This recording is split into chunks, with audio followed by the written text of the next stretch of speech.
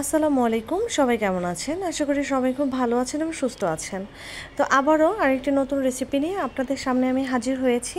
আশা করি আপনাদের ভালো লাগবে। আর এই রেসিপিটা যদি ভালো লাগে অবশ্যই একটা লাইক কমেন্ট করতে ভুলবেন না।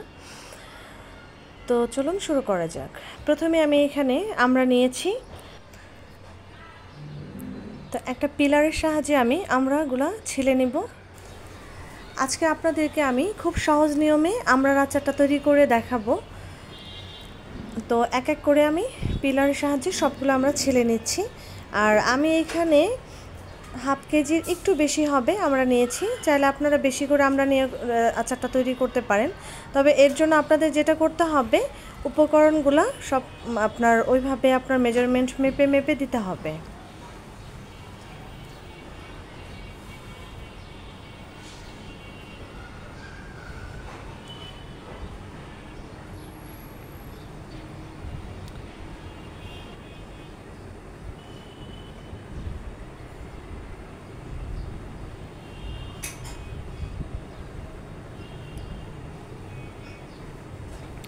তো সবগুলো আমার ছেলা শেষ।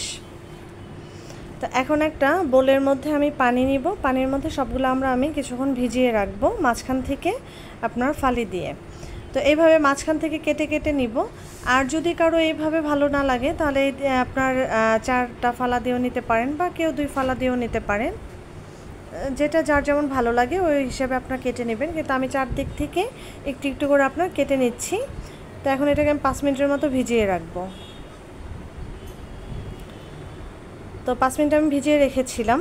তো এখন আমড়াটা আমি তুলে নিচ্ছি। আর ভিজিয়ে রাখলে সুবিধা হচ্ছে আমড়ার যে একটা কষ আছে সেটা আপনার চলে যাবে। তো এখন আমি একটা কড়াই বসিয়ে নিয়েছি চুলায়। তো কড়াইতে দিয়ে দিলাম আমি সরিষার তেল পরিমাণ মতো। আর তেলটা কিন্তু গরম করে নিতে হবে। অনেকে কিন্তু সরিষার তেলের আপনার যে একটা ঘ্রাণ আছে স্ট্রং, সেটা কিন্তু সহ্য করতে পারে না। সেই ক্ষেত্রে কিন্তু সরিষার তেলটা যদি ভালো করে গরম করে উপকরণগুলো দিয়ে দেন তাহলে কিন্তু সরিষার তেলের যে আপনার এক্সট্রা যে ঘ্রাণ সেটা লাগবে না। তো সরিষার তেলটা আমি ভালো করে গরম করে নিয়ে এর মাঝে দিয়ে দিয়েছিলাম শুকনো লঙ্কা। শুকনো লঙ্কাটা একটু ভাজা ভাজা করে দিয়ে দিয়েছি আমি তেজপাতা। এরপরে দিয়ে দিলাম চিনি। তো চিনিটা দেওয়ার পরে আমি এখানে খেজুরের গুড়ের একটু আপনার ভিজিয়ে রেখেছিলাম, তো সেটা আমি অ্যাড করে দিচ্ছি। আর আমি এখানে খেজুরের গুড় প্লাস চিনি দুইটা উপকরণ দিয়ে আপনার তৈরি করব। এতে করে আপনার আচারের যে কালারটা সেটা খুব সুন্দর আসে। চাইলে আপনারা শুধু চিনি দিয়েও করতে পারেন, আবার শুধু খেজুরের গুড় দিয়েও করতে পারেন।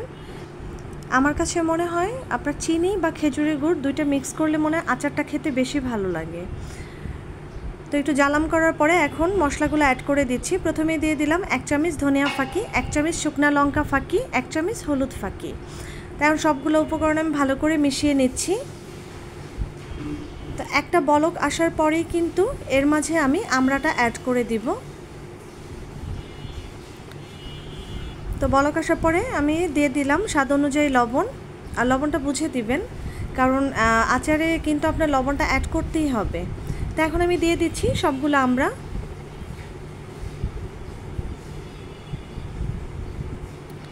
তো আমড়াটা একটু আমি আলতো হাতে উল্টে পাল্টে নিচ্ছি। এর মাঝে দিয়ে দিচ্ছি আমি 5 ফোড়ন ফাঁকি।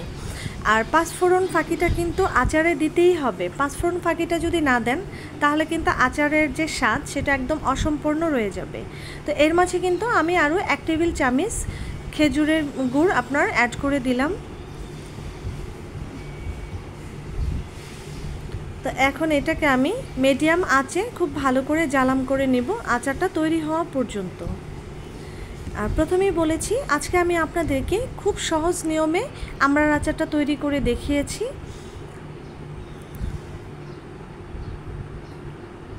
তো আচারটা আমার আর 5 মিনিটের মতো জ্বালাম করতে হবে, তাহলে আমার আচারটা তৈরি কমপ্লিট হয়ে যাবে। আচার পছন্দ করে না এমন মানুষ কিন্তু পাওয়া খুব কঠিন। ছোট বড় সবাই মোটামুটি আচার খেতে পছন্দ করে, হোক সেটা আপনার আমড়ার আচার, হোক জলপাইয়ের আচার, হোক আমের আচার, সব ধরনের আচারই ভালো লাগে। আর সেই আচারটা যদি এমন সুস্বাদু করে তৈরি করা যায় তাহলে তো কোনো কথাই নেই। আর আজকে আপনাদেরকে আমি যেভাবে আচারটা তৈরি করে দেখাচ্ছি আপনারা অবশ্যই এইভাবে তৈরি করে আচারটা খেয়ে দেখবেন, খুবই ভালো লাগবে খেতে। তো আচারটা আমার প্রায় তৈরি করা হয়ে গেছে। তো আমি আর 2 মিনিটের মতো জ্বালাম করে নিব। আচার মজা হওয়ার আরেকটা সিক্রেট টিপস আপনাদেরকে আমি বলে দিচ্ছি। এই যে গ্রেভিটা আছে, এই গ্রেভি কিন্তু আমি তুলে নিব, অনেকটা তুলে আমি বাটিতে রেখে দিব। এটার কারণ হচ্ছে গ্রেভিটা যত আপনি জ্বালাম করবেন তত কিন্তু একটু তেতো তেতো ভাব লাগবে। তো এই জন্য আমি কিন্তু গ্রেভিটা তুলে রেখেছি। তো আচারটা আমার কমপ্লিট হয়ে গেছে। তো উঠানোর আগ মুহূর্তে আমি আর 1 চামচ পাঁচফোড়ন অ্যাড করে দিচ্ছি। এইটা দিলে আপনার পাঁচফোড়নের যে ফ্লেভারটা সেটা খুব ভালো পাওয়া যাবে। আর গ্রেভিটা আপনার উঠানোর কারণ হচ্ছে, কারণ গ্রেভিটা যদি অনেকক্ষণ জ্বালাম করা হয় তাহলে হালকা একটু তেতো তেতো ভাব হয়ে যায়। তো গ্রেভিটা তুলে রেখে দিবেন, এরপরে আচারটা যখন হয়ে যাবে তখন আবার গ্রেভিটা ঢেলে দিবেন। এতে করে আপনার আচারটার স্বাদও যেমন আপনার ভালো থাকবে, খেতেও খুবই ভালো লাগবে। তা আমি সার্ভ করে দেখিয়ে দিচ্ছি। তো এই তো খুব সহজ নিয়মে আপনাদেরকে আমি তৈরি করে দেখালাম আমড়ার আচার রেসিপিটা। তো সবার আশা করি ভালো লাগবে, আর ভালো লাগলে একটা লাইক কমেন্ট করতে ভুলবেন না। আর এমন আরও অনেক রেসিপি পাওয়ার জন্য অবশ্যই আমার চ্যানেলটা সাবস্ক্রাইব করে আমাকে সাপোর্ট করবেন। আর আমার ভিডিওর নোটিফিকেশন যেন দ্রুত আপনাদের কাছে চলে যায়, এই জন্য বেল আইকনটিতে অলে টিপ দিয়ে রাখবেন। তো আশা করি আপনাদের ভালো লেগেছে। তো সবাই খুব ভালো থাকবেন, সুস্থ থাকবেন। ধন্যবাদ। আসসালামু আলাইকুম।